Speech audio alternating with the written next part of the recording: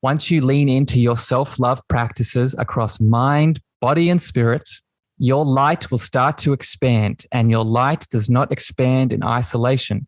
It expands as an individual part of an interconnected collective. So what am I saying there? When you do the things that you love to do, others are attracted towards you. Others are not only attracted towards you, but they're attracted towards you in their space of love. Welcome to the Cosmic Love Antenna Podcast. This podcast is meant to encourage you to connect within so you can share your light with the world. And now, here's your host, Harrison Ma. Welcome, beautiful souls, to another episode of the Cosmic Love Antenna, your weekly installment of your inner connection to your outer expression, where I, your host, Harrison, is here to help you nurture the loving space needed to pull back and dive into the layers restricting health, alignment, and love. And today we're in my studio, recording an episode for you that is a new format. This is something that was a part of my intention for doing this show when I first did my first preview episode. This is one of the goals. And today's episode is a Q&A, a bonus community Q&A episode where I, your host, Harrison, am going to answer some questions that you, the listener, you, the beautiful, loving community that you are, have submitted some questions that I will answer. So I want to go into it today. And these questions, they span across the sort of holistic and natural healing paradigm of mind, body, and spirit. And before we get into it, I just want to thank you for the people, the people that have submitted these questions, but two, you, the listener, just for tuning in. The goal of this episode today is to have more of your voice heard. So just by you listening, you're adding to that goal, and the people that have submitted questions, you've also added to that goal. So I love you very much. And I'm just so excited to do this kind of format, and I'm going to continue doing that. So how you can submit your questions in the future is a couple of ways. You can submit your questions either in reviews on Apple Podcasts. So when you leave your review for this amazing show that you're listening to right now, you can leave your questions there. You can also message me on Instagram or Facebook in the DMs and the messages on there. You can also message me on Clubhouse, come up onto stages that I speak on, rooms in Clubhouse, and ask me questions and say, hey, can you answer this on the podcast? And I'd be happy to do it. So that is a way that you can submit questions for future Q&A episodes. And again, the questions can be across all aspects, topics that I talk about, from the spiritual woo-woo elements of dreams and ancestral healing and chakras to the emotional healing elements of the inner child and trauma, from the physical and all spectrums across the natural holistic healing paradigm. So would love to hear them, and would love to keep doing these kinds of episodes in the future. Also would love to hear in reviews for this episode and others feedback on this. So if you want me to do more questions, less questions, different kinds of questions, leave that in your feedback as well. I want to give you a summary of some of the questions I'm going to answer here today. And this is something that I intend to do in future episodes, is also give you a taste of what's to come, so you know that this episode is for you. And some of the questions I'm going to answer today in this recording is a question around relationship triggers, around healing modalities that I've used that have worked and haven't worked, question around the throat chakra, intuition, and probably a juicy one right at the end on past lives as alien beings, and a few more in between. So stick around, and I can't wait for you to tune in to hear these breakdowns. Before we get into the first question, I do want to share and read a review for you. And these reviews, like I just mentioned, are the ones that you can leave on Apple. And what I've started doing is in my weekly newsletter that some of you will probably already get, I'm announcing a winner for best review, and best review will get a prize. So if you want to leave reviews, just an extra incentive, and I'll read one out when I do these bonus episodes. And the review is from one of my past guests, actually, Mr. Phil Carson. And the title of the review is Love is ... This is his review. The review goes, when I was growing up, there was a one-frame cartoon that began to appear in our newspapers. It was called Love Is. And each week, there would be these two expressive animated characters with the caption beneath saying what love is. Harrison has created a podcast with his weekly guest that personifies what love is. I am grateful that in this vast cosmos that we live in, that I have been able to meet Harrison and hear his loving voice on a regular basis on the Clubhouse platform and on this podcast. A voice that has not only touched my life, but the lives of many others over this past year. Not only does Harrison have one of the coolest voices on the planet, thank you, Phil, but he has one of the most loving and compassionate hearts as well. We all need more love and compassion in our lives, so do yourself a favor and subscribe to this amazing podcast. Well, Phil, if you're listening to this, I love you very much, and thank you for the amazing review. And listeners out there, if you submit your reviews, I'll pick one as well and read it out. So I would love to hear your feedback, comments, and perspectives. All right, that's enough of an intro. That's enough of the foundation. Let's get into it. Let's get into the questions today. And the first one up is from the beautiful Isabel. Isabel is from Clubhouse, is a beautiful being on the Clubhouse platform. And I've summarized her question because it was an audio question that was quite expansive. So I want to keep it short. The summarized question is, I broke up with my boyfriend. I'm still finding that I'm getting triggered though. I'm having boundary issues, and I'm feeling overwhelmed. Well, Isabel, the first place I go with this question is I drop into the heart chakra. And we have to remember what the role of the heart chakra is. And the heart chakra is not only the balance of the giving and receiving of love. The heart chakra is also the space and place in which our love first gets the opportunity to meet the world, i.e., in our relationships. So I say that to share here with this question that it's completely normal to move on from someone or break up with a relationship and still feel things moving in that heart space, because that heart space is not dependent on an external element. It is moving through you regardless. So the first thing I think to answer this question is to realize that there's nothing wrong with you, that it's okay to still be triggered, and it's okay to have challenges moving through. This is what helps you expand. The place I would start is I would look at what the triggers are telling you. Remember that an internal trigger is only an example of what is happening inside of you, right? Is it a reflection? If I'm getting triggered, let's use my dad as a beautiful example. Let's say I talk to my dad and have a conversation, and with him, he triggers me. He makes me angry. Would it behoove me to put the blame on my father, or is it more powerful, more healing if I look at why the anger was there in the first place? So for you, dear Isabel, the first place I would begin is reflecting on how the triggers are making you feel. Are you feeling angry? Are you feeling sad? Are you feeling guilty? Are you feeling shameful, etc.? Once you can dig into this and create the space for this energy to move, then now we can start moving through the overwhelm. The other side to this is I would also look at the soul contract and the soul lesson between you and this person. Right? Because that also might be why that even though this person is not physically in your life anymore, you're still getting triggered. There's still things coming up. It's because you have a lesson and a soul contract to learn, and this overwhelm and these feelings and your challenge around boundaries is because there's something here that needs to be seen. What was that relationship trying to help you heal through? I give an example. Maybe people have heard me talking about this. If I have an abandonment wound from my childhood due to my parents, and now I keep attracting partners that are abandoning me, then that is part of the soul contract and the lesson that I need to learn and move through. If I don't learn through it and don't move through it, I'm going to keep attracting partners that are abandoning me. So I would analyze the contract, analyze the trigger.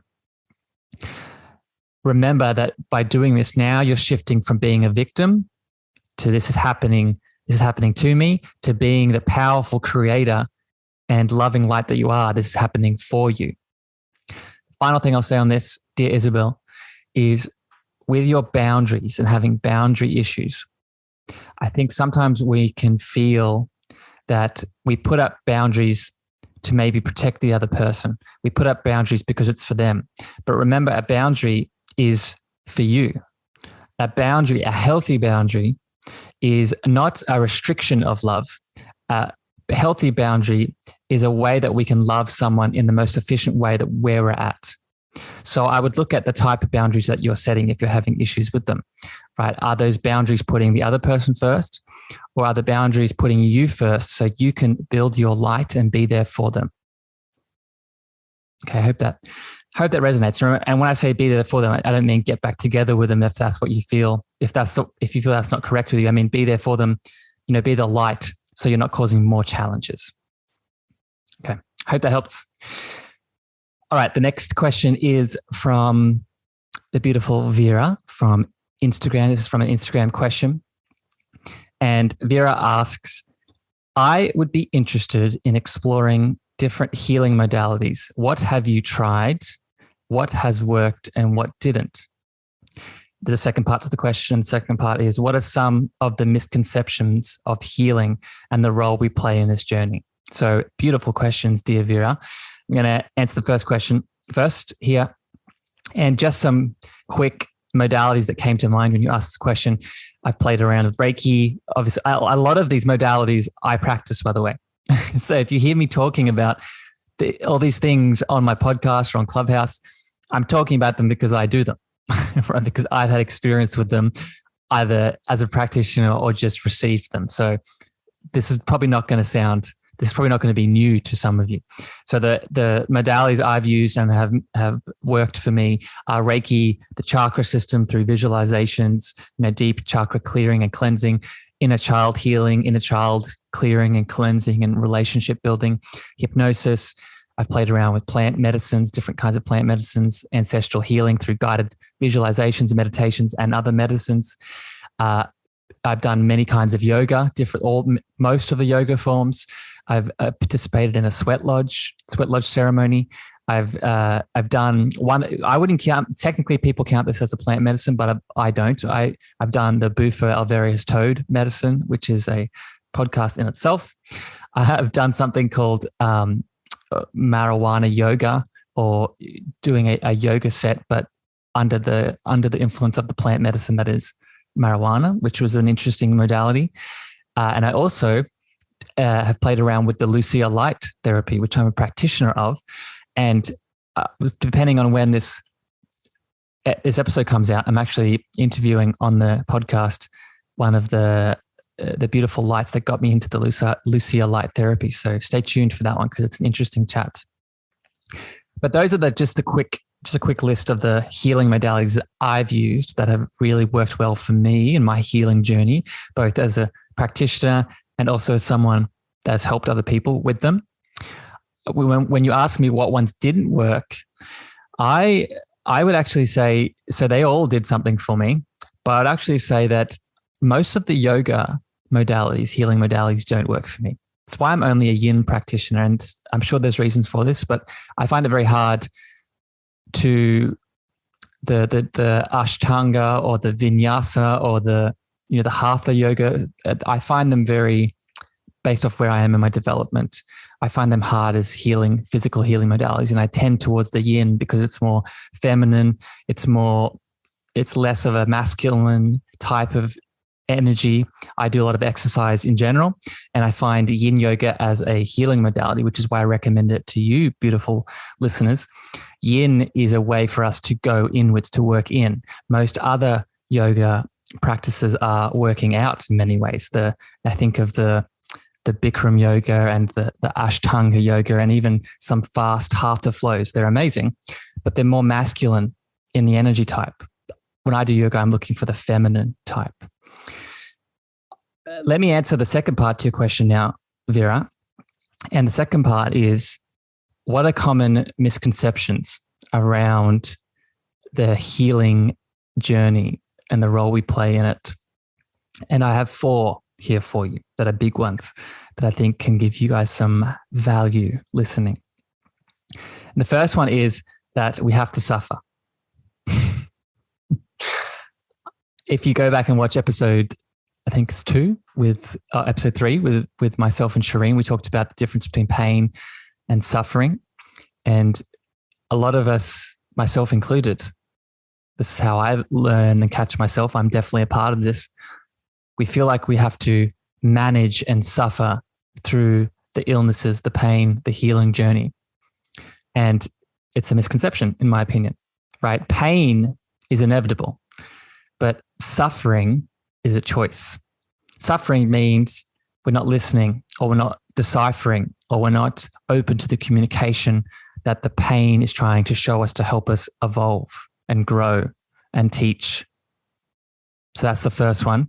Second misconception is that we are alone in our healing journey. And stay tuned for one of the questions towards the end about alien entities. But I more and more each day, even right now as I do this episode, I feel presence around me.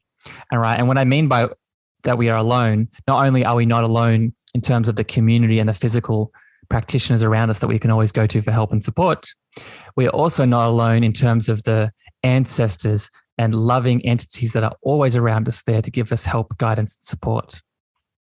So it is up to us to open that channel of communication, right? Open and be receptive to that love to come in. The third misconception is that our healing is not a part of the plan. What I mean by this is that I think we can sometimes feel like something has caught us off guard, that I'm experiencing this part of my healing right now, and it's sort of come out of nowhere, and it's not meant to be that way. But in my experience, everything is predetermined. All of the seemingly disconnected events have a breadcrumb that we can link back to in hindsight. But it's all a part of the journey. It's all a part of the healing experience. And I think we need to see it as that. And finally, the last one, misconception, is that we move backwards, that we move through a certain healing modality or move through a trauma or move through a specific lesson, and then it comes around again and we feel like we've gone backwards. But I would test that perception as a misconception. And I would say, are you moving backwards, or are you taking a step that is compressed rather than expansive? What I mean by that is that we are energy at the end of the day, and energy is only ever moving forwards or transforming into something else, never moving backwards. But as a multiple system of systems, we can actually take a step forward that is full of resistance and is compressed, or we can take a step forward that is expansive and open, right? I'm sure we can all relate to this to some degree. Right? We feel heavy when we make a certain choice, or we feel tense, we feel stuck, versus open and expansive and loving, right? So this is where I think people feel like they're moving backwards, but they're actually just taking a step that is compressed. So hope that answers your question, beautiful Vera. Let's keep it moving. The next question is from Lauren from Clubhouse. Lauren asks, "Hi, Harrison. Could you possibly discuss public speaking and the throat chakra? I'm wondering how people would work on their throat chakra to improve their public speaking skills. Thank you." All right. Good one. So I answered this for Lauren on Clubhouse, but I'm going to go a bit deeper into it here on the podcast. And the first thing I want to say is there is a reason, and this helps with starting to expand your throat chakra and public speaking, I've noticed in my journey, is making the connection between the throat and the heart. There is a reason that the throat chakra is on top of the heart. It is because the throat chakra is the space and place in which our love gets to meet the world. And you're probably hearing that and you're thinking I'm contradicting myself with what I said at the start with relationships, that the heart itself is where our love meets the world. So you would be correct, but also wrong. And what I mean by that is, yes, the heart meets the world energetically right? We know that we have an electromagnetic field around our heart space. So yes, electromagnetically, our love meets the world that way, but our love gets to meet the world through our words, right? Through the communication that most of us pick up first through the throat. Okay. So going back to the question, how do we learn to, public speak better using the throat chakra? It's to realize, tune into love. Tune into the things that you love to talk about. For example, I'm not thinking that much right now about what I'm expressing with you on this podcast and these questions. Yes, I have some notes, but most of what I'm speaking, I'm just connecting into my heart space and just connecting to a truth. So this is not a Harrison thing. This is something we all can do. And it starts with love, connecting within topics and themes and, subjects that feel you full of love, right? That is how we start moving through the limiting beliefs and the fears that come up. And that's where I would go next with this. I would ask yourself in the moment when a limiting belief comes up that causes fear around speaking, ask yourself, is it really true? Ask yourself, let's say I'm speaking to you right now, and let's say a limiting belief comes up saying, Harrison, you should just stop talking, right? You don't have any right. You don't have any value. Your voice is small, all the things. Or what I could do in that moment is actually ask myself logically, is that true? Test it. Then you can take another step and add in, what would love do? Would love acknowledge those maybe question mark statements of reality? Or would love move through and express the love, the truth, the voice, the sentence, subject anyway? Bringing awareness to those beliefs. Remember, our limiting beliefs around the throat and public speaking, they run our lives in the unconscious. How we start to heal those limiting beliefs and start to rewrite them is by bringing awareness to them in the conscious and then rewriting them. One of the biggest ways we can rewrite them is with love. The last tip I'll give here is I would also practice using your voice in places you feel seen, heard, and supported. Example, in my life, I have built my voice on the Clubhouse platform. And as many of you may have noticed, I'm very rarely in a room by myself. It's because I use this tip.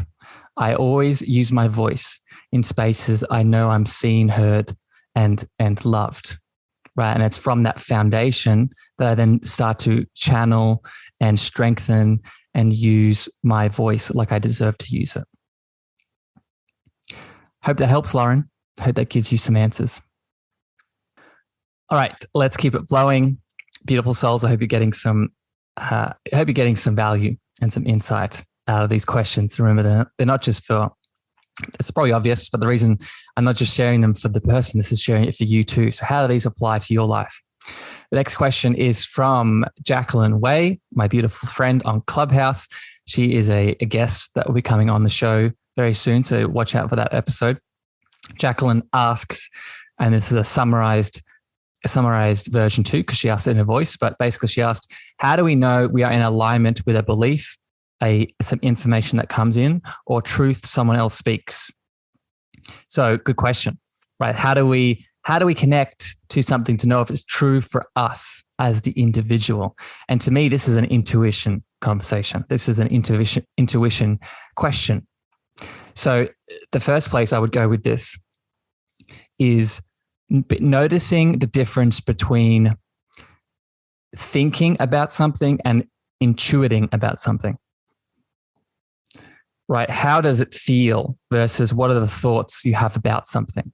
So for example, if someone says to me, Harrison, the moon is blue, just a random example, there's two things that can occur, right? I can see what my thoughts are towards that, or I can see how I feel towards that. And what I'm getting at here is for you to start building this intuitive sense. For me, a more reliable compass is that feeling sense. Yes, our thoughts can be valuable. Our beliefs A belief is a thought that we keep thinking, but sometimes those thoughts and beliefs are not ours. And sometimes, as we just discussed with the voice, sometimes they can be limiting and restricting. So we want to learn to build our intuition as well. And our intuition comes through our feeling sense. I would also start practicing asking yourself the question, what does a yes feel like in my body and what does a no feel like in my body? That can also build this sense. That can also start building this little radar that you have. Practice. Practice makes perfect. Start to acknowledge and celebrate yourself when something does come up, when you do get an intuitive feeling sense. For example, for me at the moment in my current stage of development, big part of my intuitive senses is coming through goosebumps on the back of my neck or in up my spine. And whenever I have that sense, I acknowledge it and celebrate it. This in it too cements that muscle. Finally, remember that this intuitive sense is a superpower. It is, if you can start building this sense, what's going to start to happen is that this is your power with the world. Meaning that when you can start building this internal sense of what is wrong or right for you, now you are less reliant on the external world. Right? You're gaining your power back. I probably don't need to explain why that's so important in the world right now, right? In all the many kind of ways. So just another incentive to go deeper into this beautiful intuitive sense and to practice it. All right. The next question, another upcoming guest, another upcoming guest on the show. Yeah, Maricela Abasta, a dear friend. She sent me this message on Instagram. And the question is, what's the purpose of the third eye center or the third eye chakra? And good question, my friend. A bit of a non-shameless plug here. I would definitely look out for Maricela's episode. I think by the time you listen to this episode, it might be out. It might not, but just look for it, search for it. And it's because we talk a lot about the mental and emotional elements with her. But to answer your question here, Maricela, for everyone listening, one of the main purposes for the third eye, in my experience, my opinion, is that it is the gateway to our spiritual senses, our clear senses, our deeper sense of intuition, our deeper sense of channeling, our deeper sense of clairvoyance, clairaudience, clear empathy, all of these spiritual senses. Right? These are the third eye helps us see beyond the physical. Right? So these are senses that go beyond the physical world, seeing auras, seeing entities. Right? This, in my opinion, is why the third eye is such an important area in our system. It is because it helps us connect to them. And let me be very clear, every single person listening to this right now has clear senses. It is not a matter of if, it is a matter of how long will it take you to remember them. And the third eye is the gateway to them. Maricela also added a piece to her question. What does it mean if it feels like, in her words, I quote it here, my third eye is coming out of my head?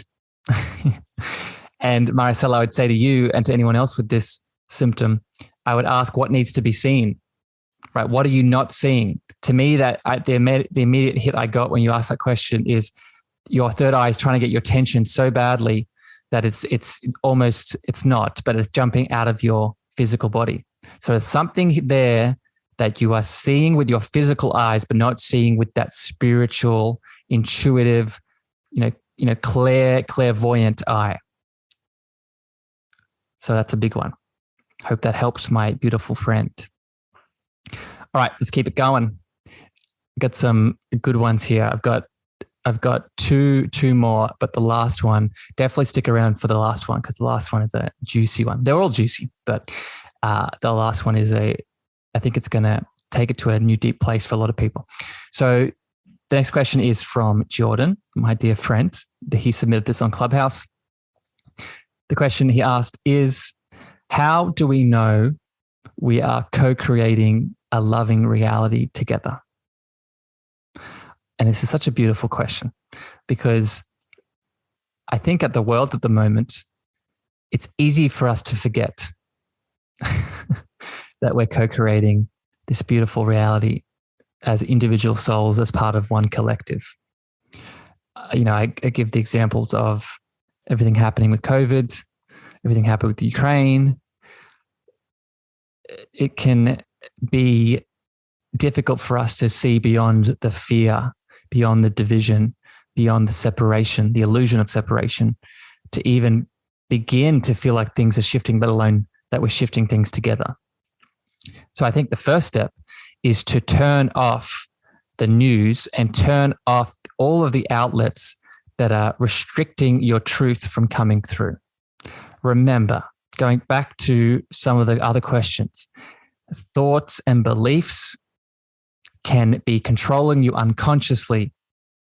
And those thoughts and beliefs don't just come from you. I think Mr. Deepak Chopra has the quote, we think 60 to 90,000 thoughts a day, and 85 to 90% of those thoughts are not only negative, but they're not ours. So where else are they coming from? They're coming from the news. They're coming from the media.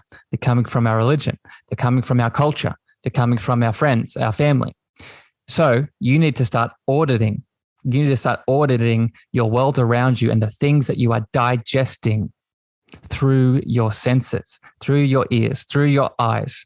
So the first step here to help us see that we are all connected and co-creating a loving reality is turning off the news and stopping and monitoring the outlets that are making you believe this truth is not real. The second step I would do is focus and start with you. Make love with yourself. This is why I call this podcast the Cosmic Love Antenna.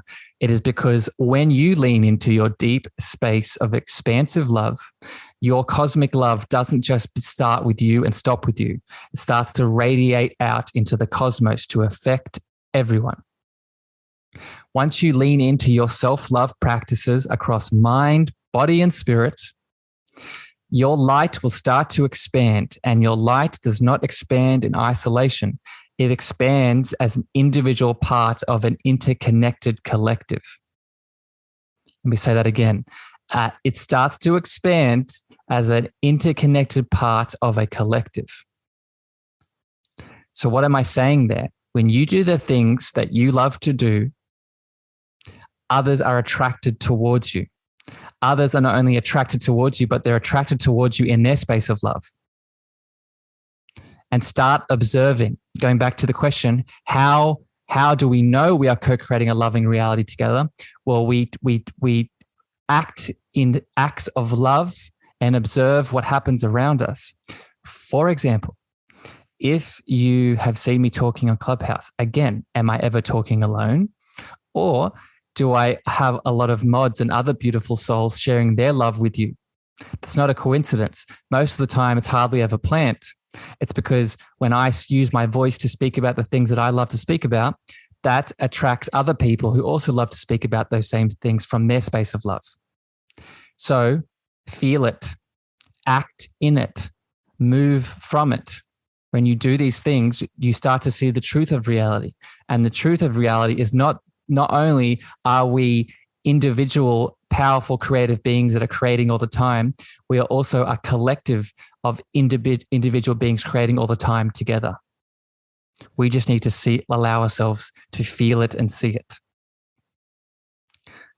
I hope that answered your question, Jordan. That one got me a bit fired up, but I hope it gave value, and I hope I didn't get too esoteric with that one.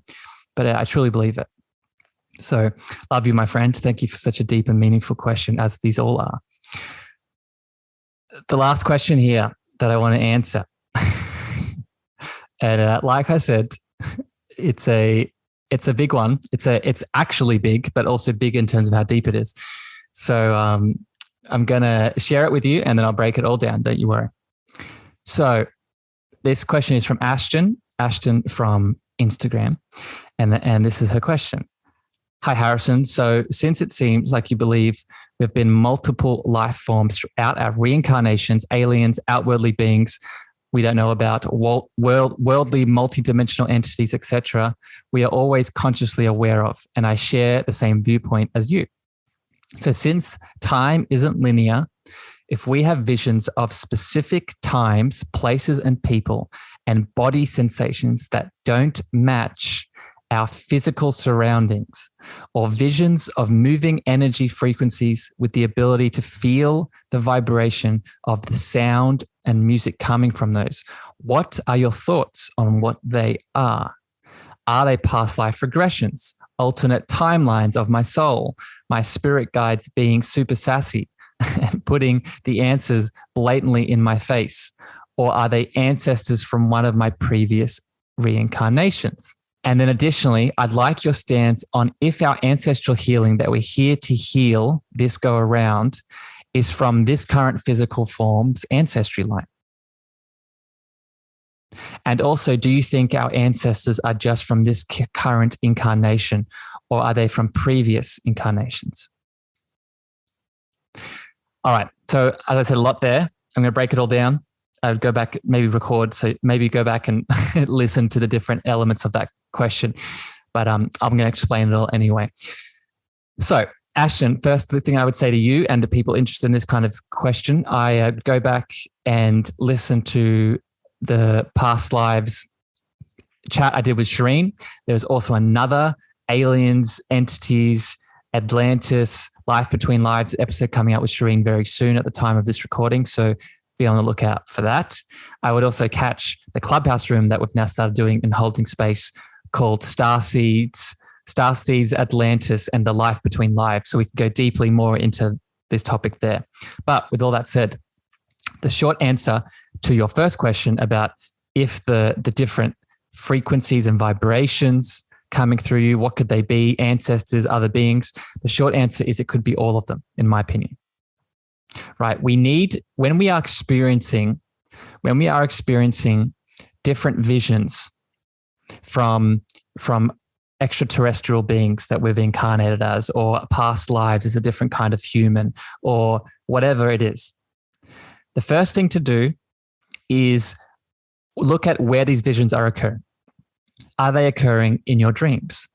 Are they occurring in your waking life just as a random download? Are they occurring in a deep meditation?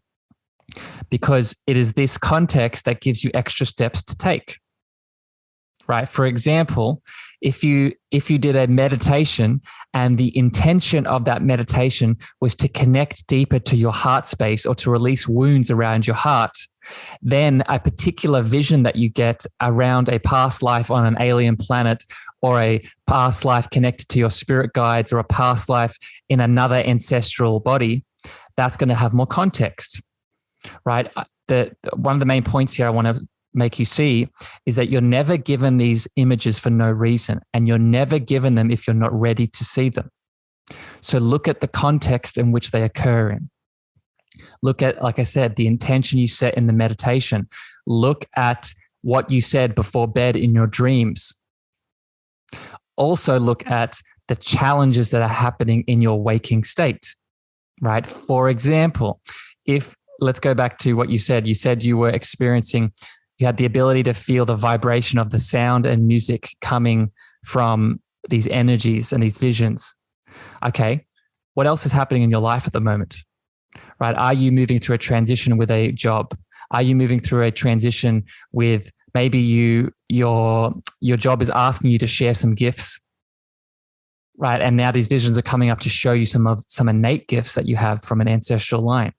So the point I'm making here is look at why and what is happening in your world, especially when it comes to abilities, right? If there is an ability that you've had in the past as a human, as an extraterrestrial being, as something, then that ability is still inside of you.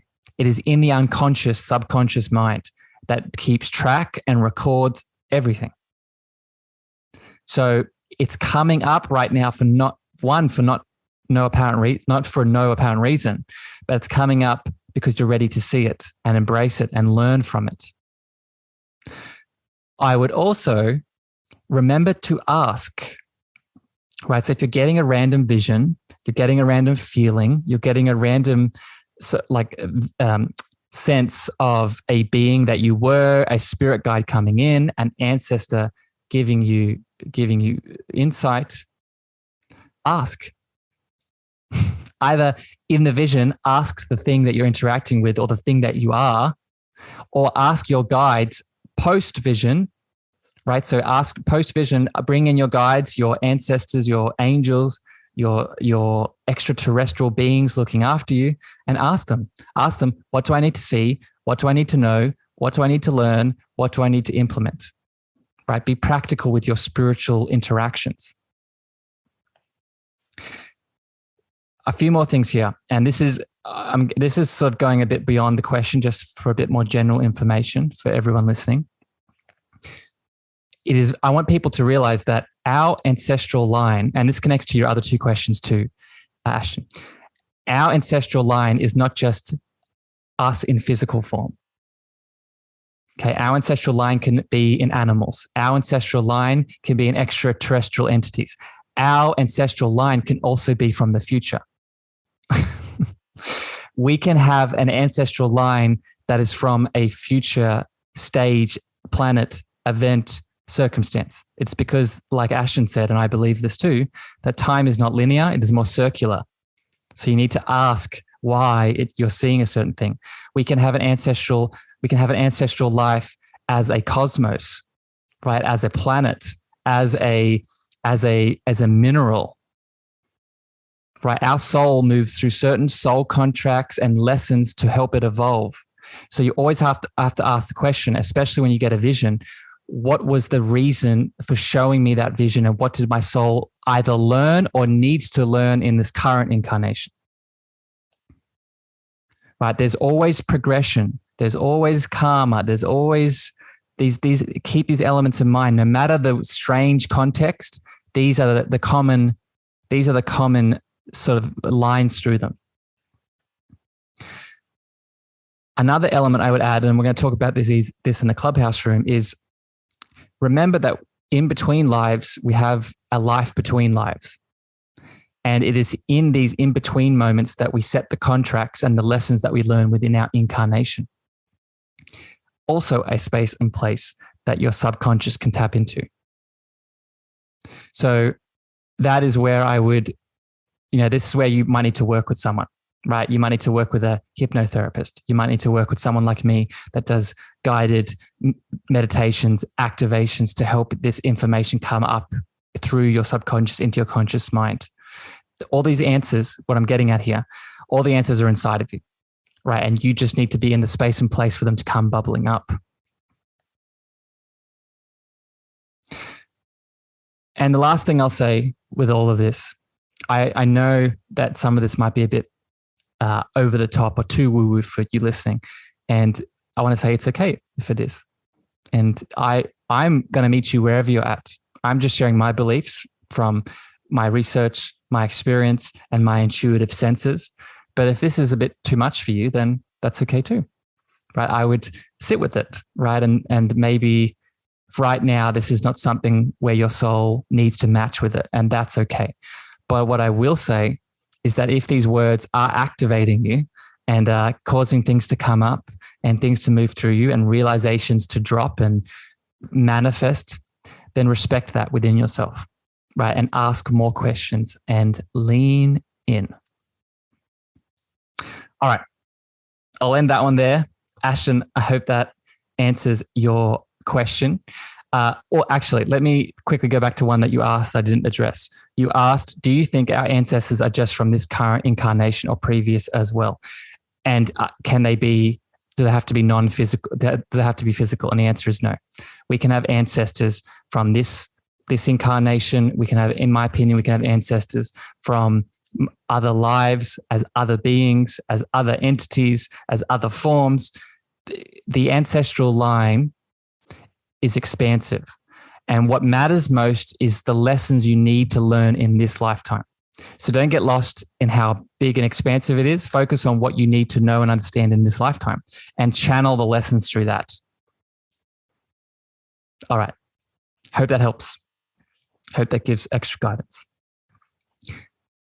Beautiful souls. I'm going to leave it there. I hope this question and answer format gave a bit of extra love, extra guidance, extra support today with what you need to move through.